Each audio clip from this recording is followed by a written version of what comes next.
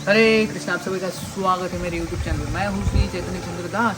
तो ये गोपियों का और भगवान कृष्ण का संवाद 10वें स्कंद में है। जब भगवान रास लीला से चले जाते हैं, बहुत देर तक आते नहीं, गोपियाँ बहुत व्याकुल होती है और फिर बाद में अंत में भगवान कृष्ण फिर से गोपियों के पास आते हैं।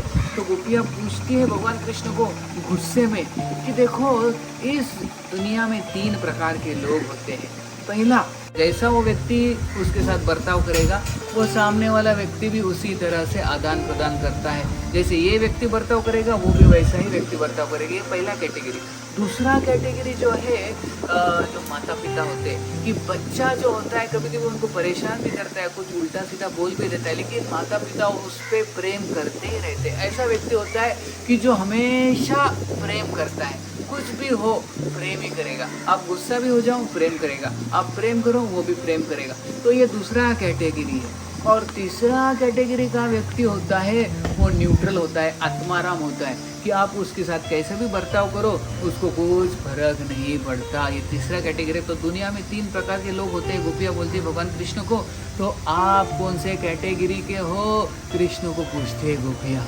तो भगवान कृष्ण जो है, गोपियों का ये संवाद सुन के बहुत खुश होते हैं और बोलते हैं कि गोपियों, मैं इन 3 कैटेगरी में नहीं हूँ, मैं चौथे कैटेगरी में हूँ। तो चौथा कैटेगरी क्या है?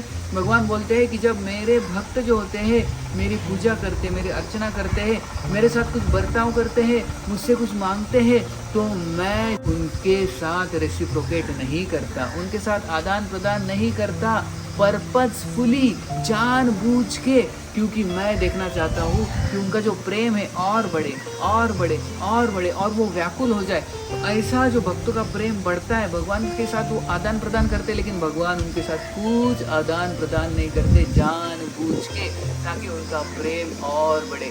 और फिर अंत में भगवान साक्षात खुद को दे देते हैं। वैसे ही गोपियों जो थी, वो भगवान के विरह में बहुत व्याकुल थी और सोच रहे थे भगवान कहाँ चले गए, भगवान का कहाँ चले गए, कहाँ चले गए, कहाँ चले गए।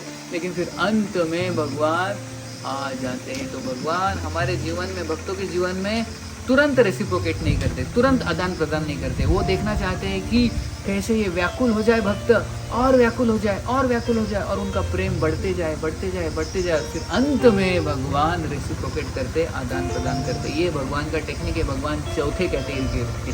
बहुत बहुत धन्यवाद। हरे कृष्ण।